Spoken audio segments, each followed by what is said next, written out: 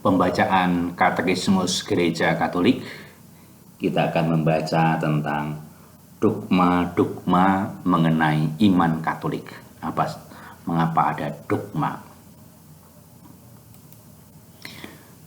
Dogma-dogma mengenai iman. Wewenang mengajar gereja menggunakan secara penuh otoritas yang diterimanya dari Kristus apabila ia mendefinisikan dogma-dogma. Artinya apabila dalam satu bentuk yang mewajibkan umat Kristen dalam iman dan yang tidak dapat ditarik kembali, ia mengajukan kebenaran-kebenaran yang tercantum di dalam wahyu ilahi atau secara mutlak berhubungan dengan kebenaran-kebenaran demikian. Kehidupan rohani kita dan dogma-dogma itu mempunyai hubungan organis. Dogma-dogma adalah cahaya di jalan kepercayaan kita. Mereka menerangi dan mengamankannya. Sebaliknya, melalui cara hidup yang tepat, pikiran dan hati kita dibuka untuk menerima cahaya dogma iman itu. Hubungan timbal balik dan kaitan batiniah antara dogma-dogma terdapat dalam wahyu misteri Kristus. Terdapat satu tata urutan atau hierarki kebenaran-kebenaran ajaran Katolik, karena berbeda-bedalah hubungannya dengan dasar iman Kristen. Semua orang beriman turut mengambil bagian dalam mengerti dan meneruskan kebenaran yang diwahyukan.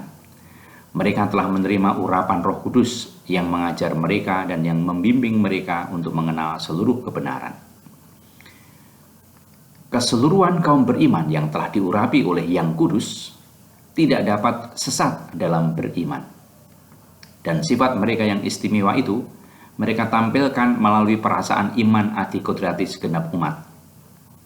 Bila dari para uskup hingga para awam beriman yang terkecil, mereka secara keseluruhan menyatakan kesepakatan mereka tentang perkara-perkara iman dan kesusilaan. Dengan perasaan iman yang dibangkitkan dan dipelihara oleh roh kebenaran, umat tanpa menyimpang berpegang teguh pada iman yang sekali telah diserahkan kepada para kudus.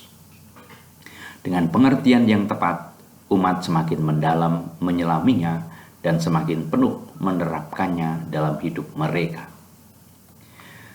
Berkat bantuan Roh Kudus, maka pengertian mengenai kenyataan, demikian juga formulasi dari pusaka iman dapat bertumbuh dalam kehidupan gereja. Karena kaum beriman yang menyimpannya dalam hati, merenungkan serta mempelajarinya, terutama hendaknya penelitian teologis berusaha mencapai pengertian-pengertian yang mendalam tentang kebenaran-kebenaran yang diwahyukan.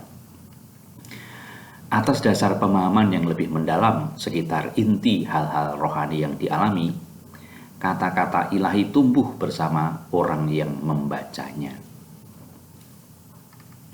Atas dasar pewartaan mereka yang berdasarkan pergantian dalam jabatan uskup, menerima karisma kebenaran yang pasti.